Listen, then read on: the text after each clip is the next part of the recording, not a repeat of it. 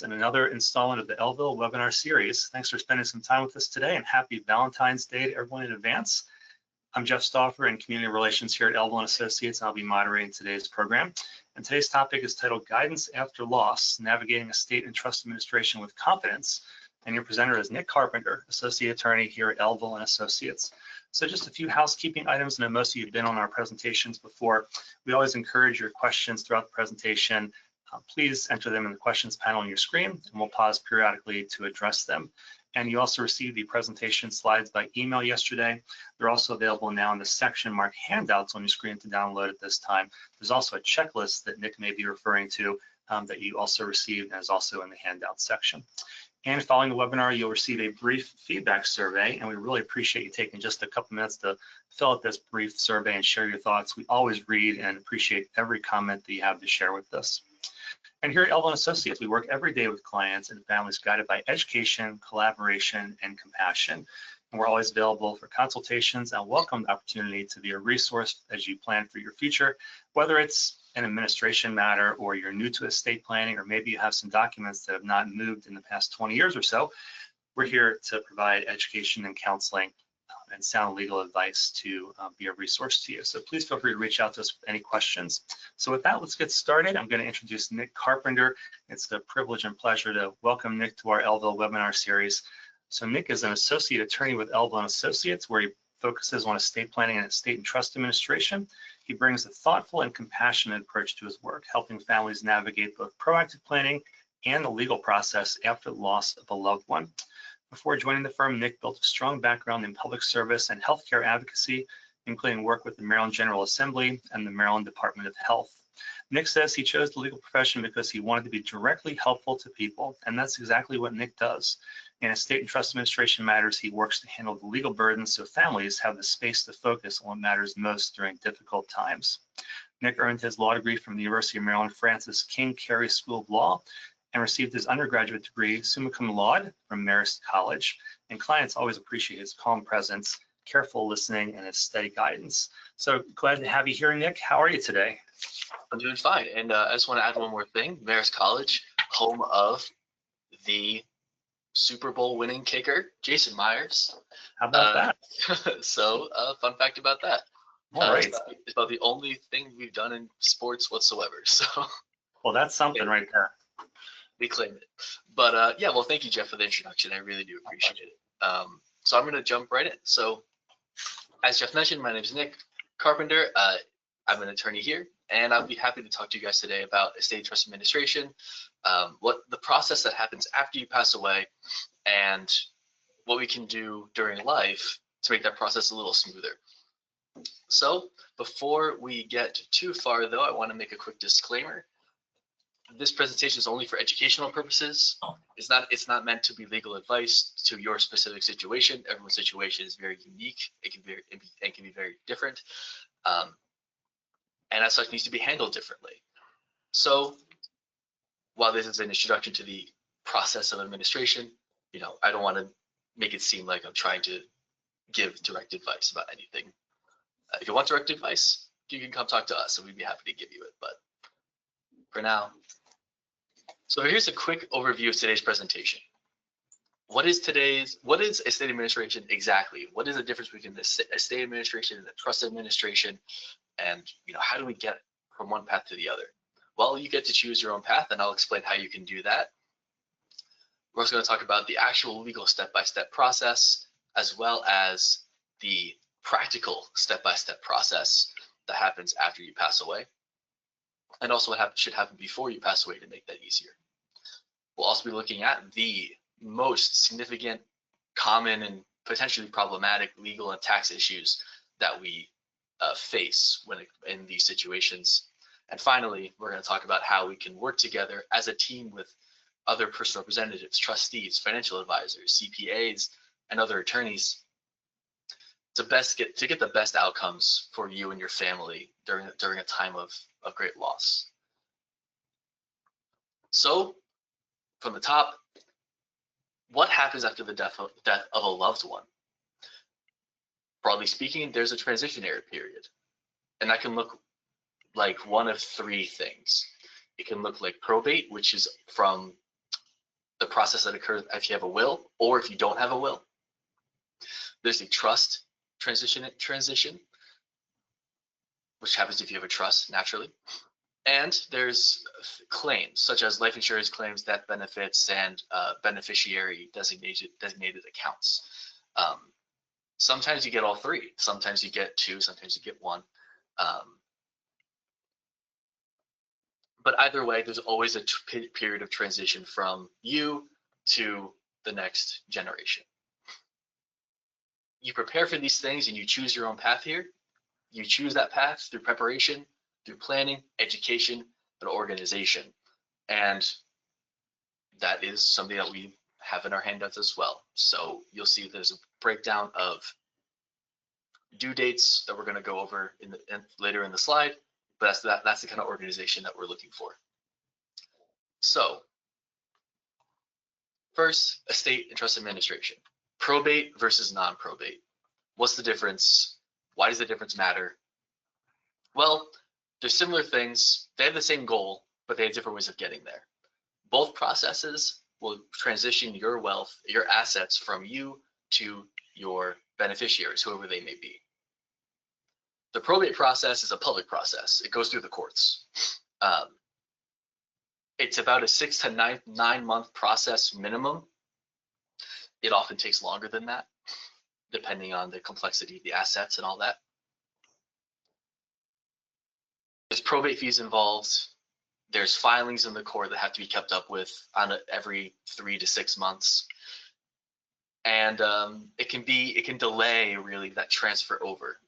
It can also be kind of esoteric and stressful to the beneficiaries and personal representatives because they're like, where's my money? It's been 6 months. And we're like, yes, it's been 6 months because it has to be. So it can sometimes also create a little stress there. The non-probate process, by contrast, is a private process.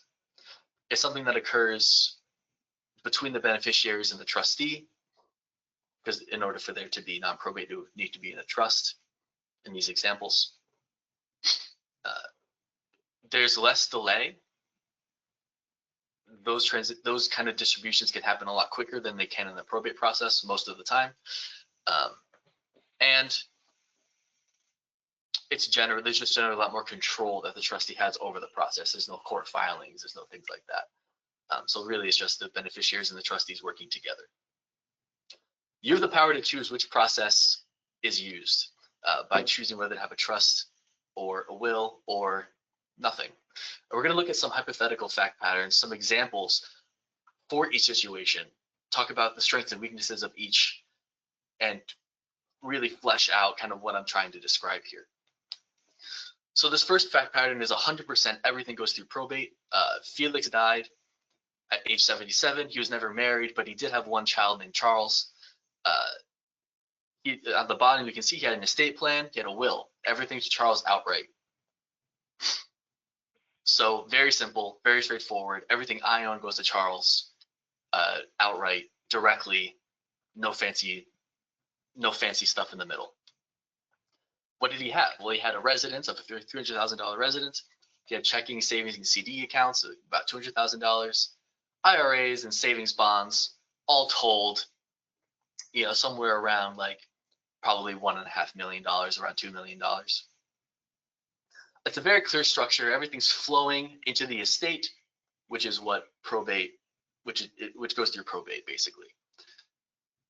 After it goes through probate, that 6 to 9 month process, Charles will finally be able to actually get his inheritance eventually in one big lump sum.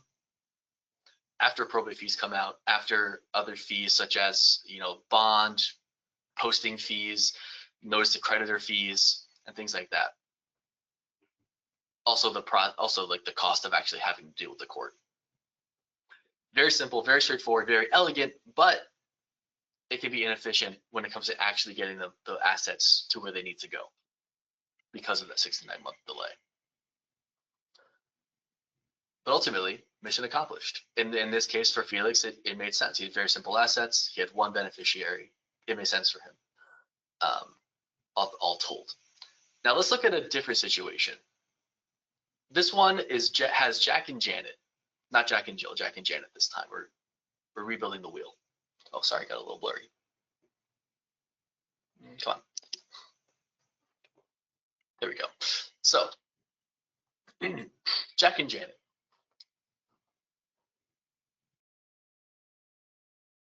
Jack and Janet were married. Jack died at age 69, leaving Janet and their 3 children. Jack and Janet had certain assets they held together. They had a residence, they had checking and savings accounts, 401ks and IRAs, joint brokerage accounts, life insurance policies, and even a property in Delaware.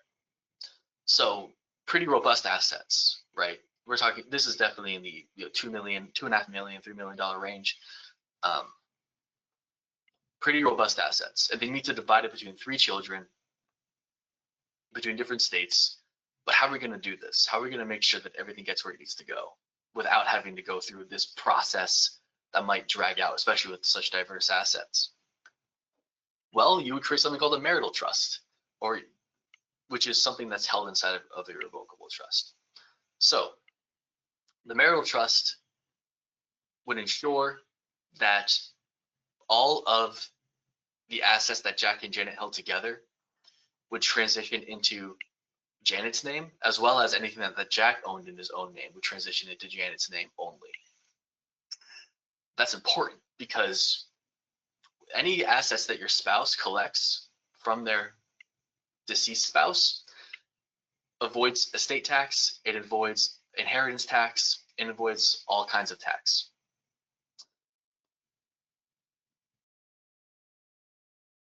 And we get to guarantee, the terms of the marital trust, guarantee that the assets that are left over will be used to benefit Janet during her lifetime, even if she's incapacitated, even if something were to happen to her beneficiaries. Everything will take care of Janet during her lifetime. Then when Janet does eventually pass away, there's still that plan in place that Jack and Janet made together during their lives that charts out what happens to those assets later for their children. So the benefit here is they have this revocable trust. They made it together. It was a joint revocable trust. Inside the trust, they made a plan saying, if one of us passes away before the other, we want the other person to be taken care of, the surviving spouse to be taken care of. And then we want everything to go benefit the beneficiaries in one plan. Very efficient, avoids probate entirely.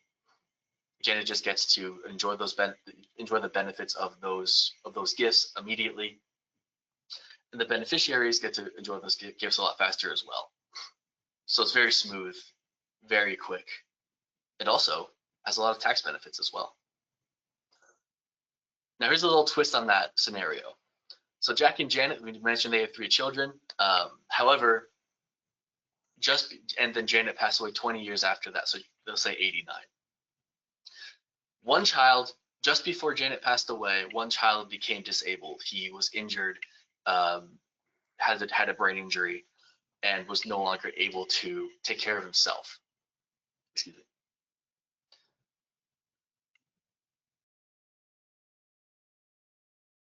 That's problematic because they already had this plan in place, right? How do we know? How can we be sure that the child's disability can be accounted for? They certainly didn't think he'd be disabled during his life or during their lives. So what happens now? Well, nothing needs to change. Because according to the irrevocable trust, the children are going to get everything equally in further trust. Meaning, Jack and Janet have their big trust. When they pass away, it pops out a little trust for each child. And then the big trust kind of filters down, trickles down into those little trusts that each child can then benefit from. They each have their own little pool of money at that point. Why is that important here? Because since the child is now disabled, he probably needs to rely on disability benefits. But as many of you probably know, disability benefits are means tested, meaning you will not be able to qualify for them if you make too much money, if you have too much money. That can really be detrimental to that person's well-being. By having a separate trust for the disabled child, we get to say that those assets don't belong to that child. So he gets to keep his disability benefits because he doesn't need to report that money in his claims for disability benefits. And we don't even need to change the plan because it was already flexible enough to cover a situation, an unexpected situation like this. Otherwise, the alternative would have been getting a guardianship, which can be really heavy-handed. Even for someone who's disabled, it can be very heavy-handed because you lose all your rights basically as an individual, and your ability to control your assets goes away. Or you would have needed to create something called the First Party Special Needs Trust, which is itself a lengthy process. It requires a court petition. It requires approval from the agents, from government agencies to establish. It can be a lengthy and stressful process as well, especially if you're up against the clock before he gets these assets, trying to save his benefits. But the way Jack and Jane had planned, they were able to avoid all that stress, all that chaos, because their plan already incorporated the possibility of the unexpected. And in this case, it was to very much the benefit of the disabled child. A will could also kind of make the same arrangements. This just happened to be a trust. A will could also break out into smaller trusts, but it would need to go through the probate process first. So that's kind of the main difference between the revocable trust and the will in this case as well. The assets are available a lot faster. Nick, can we pause for a brief question? Of course. Right. Question is, what is a rough estimate of the range of total probate fees for a simple will? Yeah, so there is a table that the Register of Wills has online. The probate fees depend on the size of the estate. A small estate, which is less than $50,000, has 0 probate fees. So that's good. Anything above that does generally have some kind of probate fee. $50,000 to $100,000, I think there's $100, and it increases gradually as you go up the table. But yeah, so there's actually a really handy table online that you can look at, and it's based on the size of the estate. Yeah. Hey, thanks, Nick. Of course. So one more fact pattern, one more example, and this is the example of when things go horribly wrong because there was no planning done. So here, Ricardo passed away. Ricardo was divorced, but he had 2 children with his ex-wife. So he had 2 descendants of his own. And at the time that he passed away, he was married to his second wife, Maria. Unfortunately, Maria is in a little bit of a situation. She lives in a cult community in New Mexico. And in addition, one of Ricardo's children is in bankruptcy. And here's what Ricardo's trying to pass on. He's trying to pass on these checking accounts, these inherited IRAs, his car, his life insurance, his savings bonds, and ideally the income from his federal pension. His federal pension also generally has just benefits that go to a beneficiary after the pensioner has passed away. But here's the real problem. Estate plan, none. No estate plan, no will, no trust, nothing. So what happens? What happens here if in Maryland, right? Well, since Ricardo had 2 of his own children and he was married to a second wife who he did not have children with, the way that breaks down is Maria is entitled to the first $100,000 of whatever Ricardo owned, plus half of what's left. Ricardo's children split the other half of whatever's left after the first $100,000.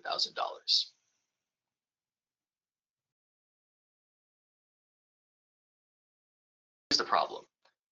They're all going to get that money outright in a lump sum, and it's not going to be protected in the same way that a will or a trust would protect it. Here's what I mean by that. Maria lives in a cult community. As many of you may know, many of you probably maybe have watched documentaries about this kind of thing. Oftentimes, a cult community will extract wealth from its members in order to keep them dependent on the cult, in order to ensure that they actually don't have the resources to physically leave where they are, and to fund the cult community as well, you know, and that wealth trickles up in those communities oftentimes. So when Maria gets her inheritance, there's nothing stopping her from immediately putting the wealth in the black hole of this cult community. So Ricardo's inheritance basically went from Ricardo to the cult, which is certainly not what Ricardo would have wanted during his life, and for after his death. Now his children are more fortunate. They are not in a cult, so that's a step in the right direction. However, one of them is in bankruptcy, meaning he's so underwater in debt that he can't pay it, and he needs the court to intervene to protect him financially. This means that he has creditors. He has a lot of creditors, and inheritance that is passed, that is not under a will, that is not under a trust, is not protected from the beneficiary's creditors. The beneficiary's creditors can essentially garnish his inheritance until they're paid. And in this case, he's getting 25% of whatever's left after Maria's takes her chunk. That may not be enough to satisfy his creditors. In essence, this child is very likely to get nothing in inheritance from his father. It'll all go directly to whoever he owes money to, which again, not what Ricardo would have wanted. He would have wanted that to benefit his child as opposed to be thrown away. And the other child's living large on the 25%. We're not worried about them at all. But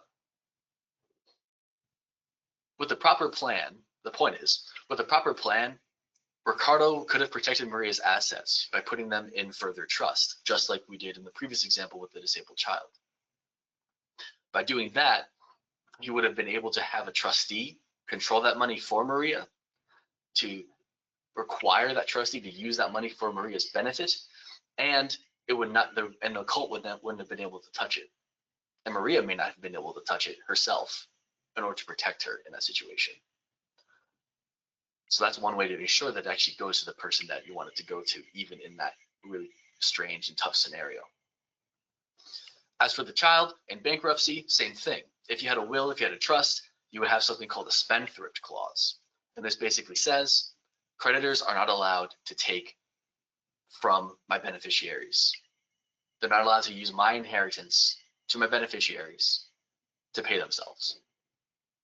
So it's really just a protection that all trusts and wills should have. But since none of that was present here, a lot of this money was wasted.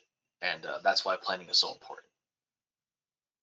So where do we come in? Where does Elville and Associates step in to make sure that everything goes where it should? Well, first, we always approach our situations, your situations, with empathy. We always try to be understanding that the people that we're meeting with are often making the toughest decisions of their lives because they have to think about their own mortality, or because they're actively dealing with the loss of a loved one. I've had clients who are very distressed about the estate administration process because they feel that it takes away from their ability to actually grieve and mourn, because they have to do all of these mechanical, robotic paperwork things, which is where I like to come in and say, and see my role as someone who actually takes that off of your plate, so that I can be the robot who does all the paperwork things, and then you or your family member can be a person in the situation and truly feel the loss and experience that grief and have a chance to actually come to terms with it. So that's kind of where we base our approach on, is we're here to support you, and that's job number one. Part of that involves looking at the kind of support that a client has while they're alive or after they pass. We want to get the whole firm involved so that we can all provide support, because we have different people here with different expertises. We have, for example, Steve Elville has a tax LLM, so he's an expert in tax. We have another attorney who's an expert in tax. We have another attorney who's an expert in guardianships and disabled and disability rights, right? So we want to get the whole firm involved and get all these levels of expertise whenever we need it. And it's all in-house. We want to be creative and informed because again, what if you're in a cult? What if you're in bankruptcy? What if you become disabled and you or your family member becomes disabled unexpectedly? You know, we get creative and we try to cover all the bases. And finally, we have a good referral network to CPAs, to appraisers, to basically anything you would need to get these assets into the proper place and to properly handle administration after someone passes away in your life. Basically, one of the most important things we do is keep everything organized and in order as well. Try to take as much stress off of the client as possible so that they can actually be allowed to breathe and take some time. Try to be as clear as possible. Here's step A, step 1, step 2, step 3, and we move on and we move forward. We take care of that. And then, of course, oftentimes these situations can lead to family-related issues, family-related conflicts, unfortunately. As much as we try to avoid them, sometimes it just is inevitable, and sometimes it might come up as a result of confusion around how a plan works. So we try to stem that. We try to nip that in the bud by reducing confusion for everyone involved in the process. And if that's not possible, we will still protect it. We'll protect your client. We'll protect our client, your family, you, from those kind of issues, as personal and as explosive as they can be sometimes. So that's what we do. But what are we actually navigating here? Like, what are we really trying to get done? What does this look like in a concrete level? Well, first, here's a step-by-step process for probate specifically. First, a person passes away. Next, you open an estate and letters of administration are issued. Letters of administration are basically just documents that officially appoint a person to be the personal representative or the executor of a person's estate. So it's just kind of an official designation basically. So those are the first 2 steps. Once those letters are once they're released to the personal representative, 3 months after that, you have to file an inventory and information report. These are date of death valuations, exactly accounting for the precise assets that the person who passed away owned at the time that they died. That's a lot of paperwork. It's a lot of bank statements. It's a lot of appraisals. So yeah, but that's due 3 months after those letters are issued, after the estate is opened. During that period, there's a 6-month window during which creditors can make claims against the estate. I mentioned earlier about how a will and a trust can protect the beneficiaries from their creditors, but a person who passed away might still owe money to their own creditors, and those creditors can make claims against the estate, against the person who passed away. There's not really anything you can do about that, unfortunately. But if the 6 month passes from the date of death and they haven't made the claim, it's cut off, and no claim they ever make will ever stick again, basically. There's a thing called a spousal election. So you may have heard of this before, you may not have, but a spouse in Maryland has a right to 1/3 of their spouse's property at the time that the spouse passes away.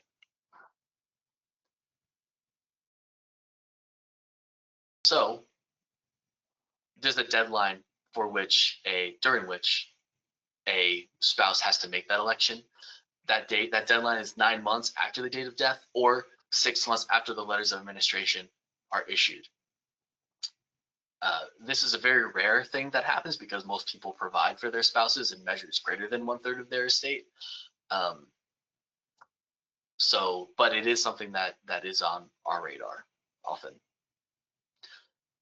9 months after the date of death, you have to file an estate tax return if estate tax is due. And we'll talk about when that's due a little later. But it's essentially, if you have $5 million to give away, estate tax is going to be due. So you need to file that within 9 months of the date of death. There's also something called portability. So we all have a certain allowance for gifts that we're allowed to make during our lives before taxes applied. That number is, as of 2026, that number is $15 million.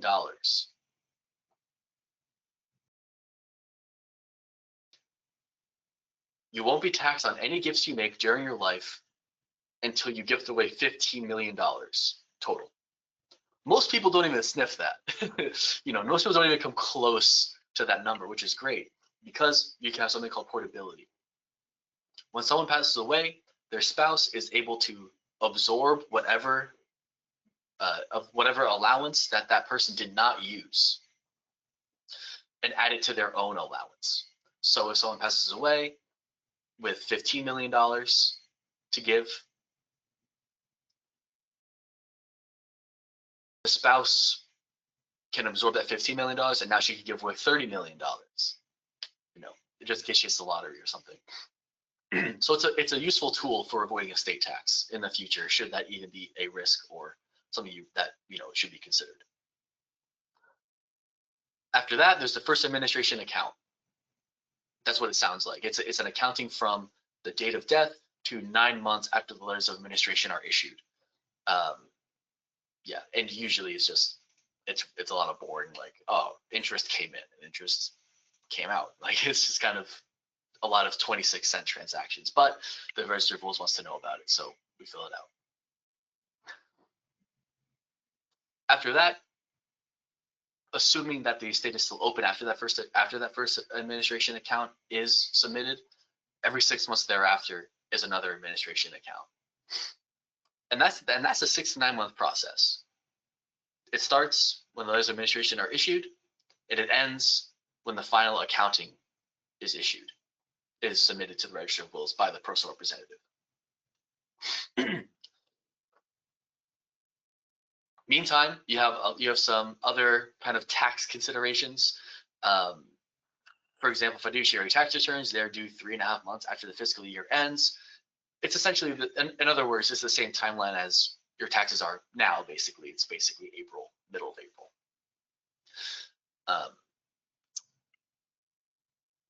Yeah, and then once those final income tax returns are processed, you will receive a closing letter from the IRS that says you're free to go. We're not worried about you getting taxed anymore. But if you need to, there's also an amended tax return deadline, but I'm not going to really focus on that. It's kind of not a very common situation.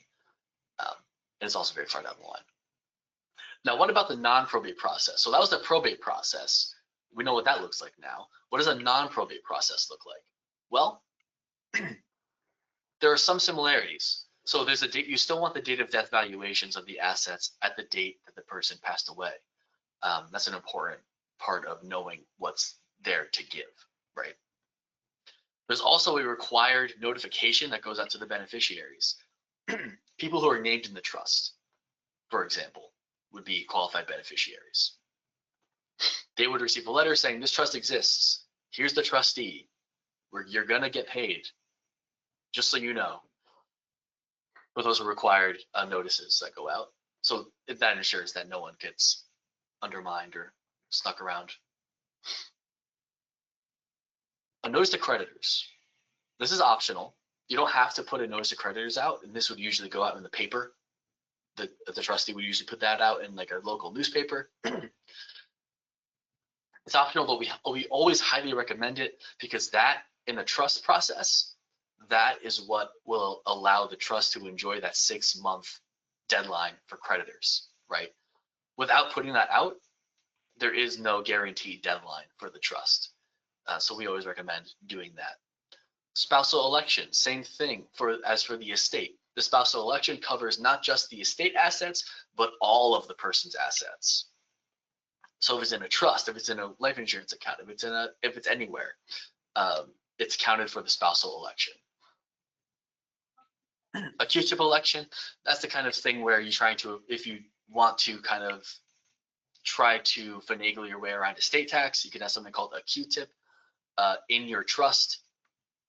This basically allows the surviving spouse to decide what she wants to keep, what she doesn't want to keep, to get under that estate tax cap of $5 million in Maryland. Portability we already talked about, but it applies just the same for a non-probate process. Disclaimers, these kind of things, you can disclaim property, and that's saying I don't want it, thank you very much, but no thanks. Those are supposed to be done 9 months after the date of death for tax reasons. For an estate, you can actually make disclaimers at any time, but for tax reasons, they want to know whether you disclaimed or not within 9 months. And again, federal estate tax returns, same deadline for non-probate, still 9 months. Retirement plan accounts, there's something called a 10-year rule. You want to withdraw those benefits after someone passes away. You want to claim the benefits that are given to the beneficiary within 10 years of the death. Otherwise, there are penalties involved that you don't want to pay because you want the full money, right? A little more of this process, a little more toward the tail end of this process. We would often prepare, and this is something that we would prepare as a law firm. It's not an automatic part of every process for non-probate, but we would prepare a release, a waiver, and a refunding agreement that basically says the trustee did their best. They gave you what you're owed. You know, be happy with that. You get what you get. They did their job. Don't come back to us later and be all upset about it. And that's something that we prepare as a law firm. And again, some more information about these tax returns is the same deadline as for the estate. And then, of course, the amended deadlines have the same deadline. But again, these are all the same. These all kind of parallel each other with the estate, but it's still true of the trust process as well. So those are the legal steps. That's kind of what the check boxes that need to be checked before a person's assets can be truly settled, right? And it's a lot. It's a lot to keep track of, and that's why we try to keep things in order for the client. That's why we like to kind of jump head on and try to take a little of that overwhelm off of the client, right? But what are the practical steps? So that's nice and all, but what do we need to do before we pass away, or after we pass away? After someone else passes away, I should say. To make this go as smoothly as possible. Well, first, if someone passes away, we suggest scheduling a meeting with an attorney quickly. Within 30 days is what we usually recommend, so we can jump on everything while the assets are still known, and before things start, getting lost. We want to coordinate with so other advisors can attend the meetings as well. So if you have a CPA, if you have a trusted advisor in some other realm that you like to rely on, have them come to the meeting as well. We can talk about all the assets that they had, all the assets that need to be dealt with, all the assets that don't need to be dealt with, and see kind of what the next steps might be. Alternatively, while you're alive, we also would suggest scheduling a meeting with us to talk about that and bring the advisor to that as well, because they would also have a good idea of the kind of things that need to be taken care of. If someone passes away, you want to locate their original will as soon as possible, or if you can't find one but you know one exists, contact us, because if we drafted the documents, we will likely have them in our secure facility that's off-site. So that's also the benefit of using us for both services. We can prepare the documents, store them for you, and then once you're ready, we can go right to collecting that original will and administering the estate the way that we know you intended. Other practical steps. We always want to encourage our clients and our trustees, our personal representatives, to have an inclusive process. What does that mean? That means a process that is open to the beneficiaries, that isn't secretive, even if the beneficiaries aren't supposed to know that. We want to encourage that transparency, because the lack of transparency is what gets people suspicious, and that's what causes conflict. And our role as lawyers, believe it or not, is to prevent conflict. I promise. None of us like family conflict. Not even the attorney, right? Also, some people like to try to do more things on their own, and that's totally fine, but they can also feel overwhelmed. So if you're feeling overwhelmed, if you're a personal representative, if you're a trustee who's feeling overwhelmed by your responsibilities, or you're getting a lot of letters from the court and you don't know what they mean, and you think you're doing things right, but they're kind of acting like you're not, that can be very difficult and that can be very stressful. It can be hard to keep up with fiduciary responsibilities, especially when you've never entered this world before. So we would encourage you to ask for help in that situation, whether that's from us, whether that's from someone else you trust who's been through the process. Ask for help, and also ask for help if you're having difficulty coping with that loss, because it's never easy to have a loss in your family. It just never is. So we always encourage our clients to be open to asking for help and to be honest about their capabilities. And then once the person who survived is ready, we also suggest that they consider updating their own plan, because a big change just occurred and there's something that should be adjusted for if adjusting is necessary. So those are the practical steps. Those are the practical things you want to do. Get ahead of it, ask for help if you need it, make a change to your own plans if you think that's necessary. So now we're going to talk about some of the legal and tax issues, and this is the last section. So prepare your questions now. When it comes to the legal and tax issues, we're always concerned about the titling of assets. Having a trust is great, but it only works if you actually title assets in the name of the trust. For example, an example of that might be if you own a house, you probably have that in your own name or in you and your spouse's name. That's titled in your name. But so if you pass away, if both of you pass away, that would go through probate because it belonged to each of you as individuals.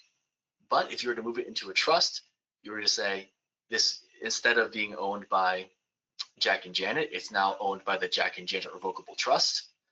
That asset is now in the trust. You still get to control it the same way you always do, but you also get the protection of the trust and get to avoid probate as well. That's a process we call asset alignment, and that's also a service that we provide here at Elville and Associates. We work with you to advise you about how and which assets and how those assets should be moved into a trust in a way that most benefits you and your family and makes sense for your plan. You want to evaluate those assets. That's always, again, step one of both the probate and the non-probate process. We're going to know exactly what's there. Now, there's also something to consider called inheritance tax. I'll get back to life insurance proceeds, but for now, I want to talk about inheritance tax too. In Maryland, there's something we do have inheritance tax. We're one of the only states, we might be the only state that assesses both estate tax and inheritance tax at a state level. So congratulations, you're in a very rare class.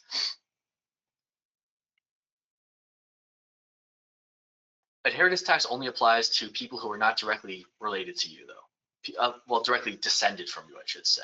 People like your spouse, people like your children, your grandchildren, your parents, your siblings, they are not subject to inheritance tax. People who are more distantly related, aunts, uncles, nieces, nephews, friends, they are subject to inheritance tax. They just are. I guess they're not closely related enough. I don't know. Charities are also exempt from inheritance tax. So if you want to give to a charity, they will also not be taxed for that. We talked about portability and Q-tips already. So I'm going to skip that for now, but those are important legal and tax issues based on the conversation we had previously. We already talked about notice to creditors as well, but we want to make sure that all the creditors are paid before everyone else is paid. Otherwise, you have to claw back funds, and that's never fun. because people like to think they're going to keep the money that they get, right? Life insurance proceeds. We want to be very careful about how those are titled and who those are going to after the person passes away. Life insurance proceeds should not go into a trust directly. They should not go into a trust directly. They should not go into a trust directly, because for two reasons. Number one, the trust can't own the life insurance because trusts can't die. So there's no triggering event to actually pay out the benefits. You're just paying into the account forever, and it doesn't make sense anymore. Number two, if you have a life insurance account that lists a trust as a beneficiary, a revocable trust as a beneficiary, I should say, that revocable trust is going to be taxed on the proceeds they received at a 37% rate, a massive rate. So what you want to do is either have those proceeds go to individuals directly or to an irrevocable trust that is not in anyone's direct control, or not the direct control of the person that the trust benefits. But we can help you arrange for that kind of thing through asset alignment as well. But yes, be very careful about who owns those things and who benefits from those things. Now, we work as a team at Elville and Associates. We also work as a team with other professionals, CPAs and financial advisors, for example. We want to communicate across the entire advisor team. By doing so, we can ensure that taxes are being considered, that income is maximized, that everything's being managed appropriately, and everything goes smoothly, that much smoother. We work together to determine, okay, well, who's working on what? You know, the attorney's office is in charge of that kind of thing. Like, who's in charge of what? Let's organize this and let's attack it in an organized way. We already talked about asset alignment, but it is very important. You know, we very much encourage that you either review your assets yourself or talk to our asset alignment coordinator about getting those assets where they need to go.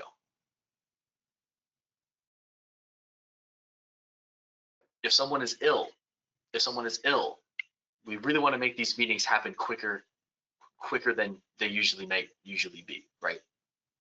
We want to coordinate between all the advisors. We want to make that happen quickly, and we want to make sure that we accomplish their objectives. Because if someone is ill, we know that their time might be limited, and we want to make sure that everything is set up in a way that can make them feel good about where things are going next. Finally, what most important is we want to ascertain our client's wishes. We want to know what the client wanted and what they expected from their gifts and from their legacy. Things like a memorandum of intent, essentially a letter that says, this is what I want to happen with my stuff. That's the kind of thing that we like to encourage the client to do, and we can help the client talk through and figure out. We also want to use advanced organizational tools during your life. That might include, you know, any kind. I mean, spreadsheets are an option. You know, but we also have things like Everplans, which stores our documents, electronically, and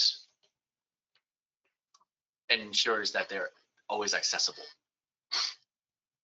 We want to encourage the education of family members for the same reason as we want an inclusive process. We want to make sure that everyone feels good about what's happening here and understands what's happening here and why it's happening.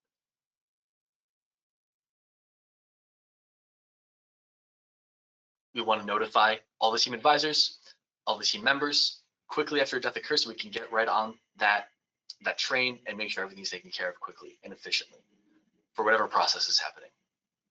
And we want to assure that the team is working together effectively, and that's kind of where the attorney's leadership role in this kind of process kicks in, and that's a situation that we like to be in control of. But now, what do we do now? Where does it leave us? What's the path forward? Well, first, we always suggest, obviously, that you set up a consultation with Elville and Associates, whether you are the person who wants to make their own plan, or whether you are the personal representative or trustee of someone who has passed away. We can talk to you and we can help you make sure that your priorities are being met, that your wishes are being granted, and that you are going through the steps in the right way. Part of that is the estate planning questionnaire, which will provide you if you do sign up for a consultation. But in the meantime, relax. We talked a lot about death. We talked a lot about illness. We talked a lot about, unexpected surprises. But there's nothing to fear. There's nothing to fear. This is something that we encounter every day, all the time. This is what everyone encounters. It's part of life. It's part of living. And our skill set is navigating that. And so we can provide you a little bit more support, a little bit more confidence. So there's nothing to fear. Nothing to fear. Just come in and talk to us, and we can help walk you through it in a way that makes sense and is accessible. If you have estate documents, definitely bring them. Be prepared to loop in your financial advisor and CPA. Have questions ready ahead of time if you have any, or especially if you have any concerns ahead of time, you want to know about those. And finally, take the time to think about what's important to you and what your goals are, so we can talk about that during the consultation. And that's the end of the presentation. So thank you all for listening. This is my contact information right here. I'm Nick at elvilleassociates.com. You can also contact Jeff to schedule a consultation, Jeff at elvilleassociates.com. So thank you all for your attention and for your time this morning. And I'll hand it back to Jeff. Nick, thanks so much. How do you feel now that you finished your first webinar? I feel all right. I hope that the audience is thoroughly entertained and informed. Did a great job. Lots of really great information. Thank you so much. So we do have a couple of questions, and as Nick alluded to, now's a perfect time to get those final questions in. So let's start with the first one. Hi, John. It's great to see you. It was great to see you last week. So John's an advisor that we know here. He has a question. I have a number of clients who have retired and moved over to Delaware. Can Elville and Associates work with Delaware residents? And is it necessary to redo estate documents when moving over to Delaware? Yeah, so we will always encourage to take a look at estate documents whenever someone moves or whenever a big life change occurs, including a change over to a different state. I would definitely have a Delaware attorney look at those estate plans to make sure that they would be valid under Delaware law. There's no reason to think that they wouldn't be, but just to be safe, to be sure. We do work with Delaware clients. We work with clients who have property in Delaware, but we always recommend that you work with an attorney in the state where you primarily live and reside. Okay. All right. Next question here. A little bit specific. Let me try to bring it up a little bit so it's understandable. Can you talk a little bit about the salary eligibility for a person administering a revocable trust that has multiple beneficiaries, including administrator or co-trustee that is also a beneficiary of the trust, where the estate is to be split equally? So what I'm hearing there is you're asking kind of, can a trustee receive a salary or commission for their services as a trustee? The answer to that is yes. It doesn't matter whether they're a beneficiary of the trust or not. A trustee is not necessarily entitled, but they can collect commission. Oftentimes that's governed by the terms of the trust itself. There usually be a section about whether they're allowed to take that or not. In Maryland, there is a formula that the trustee has to follow when it comes to the amount of commission that they should take. I wish I could rattle it off the top of my head, but I can't because it's a whole formula. So, but yeah, so a trustee can receive commission for their services, even if they're a beneficiary of the trust. Okay. Next question is from Steve, one of our client care program members. Hi there, Steve. It is, if you have a revocable trust, should you get an EIN number before death?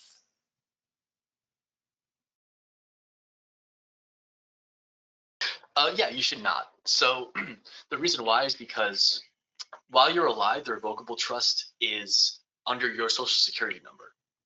right? So that's going to be what the taxes are filed under. That's going to be how it's identified for these financial transactions.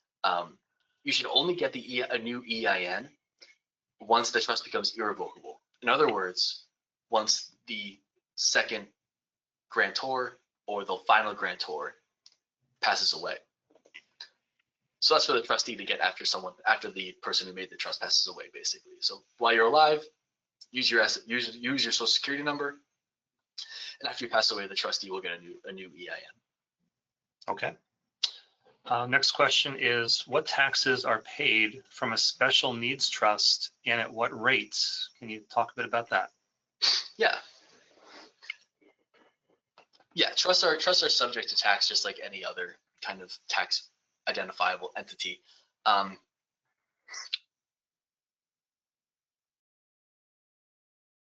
trying to remember the exact language about that here.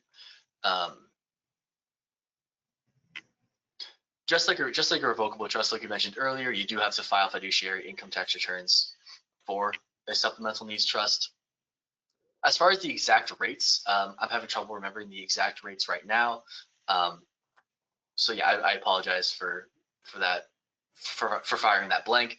But that's definitely something to look into, and maybe you should, if you want answers on that, I would suggest talking to a financial advisor about how much might be due on a certain supplemental needs trust based on the income that occurred that year. Next question is, are there any concerns about named life insurance beneficiaries accepting proceeds after death not in a trust?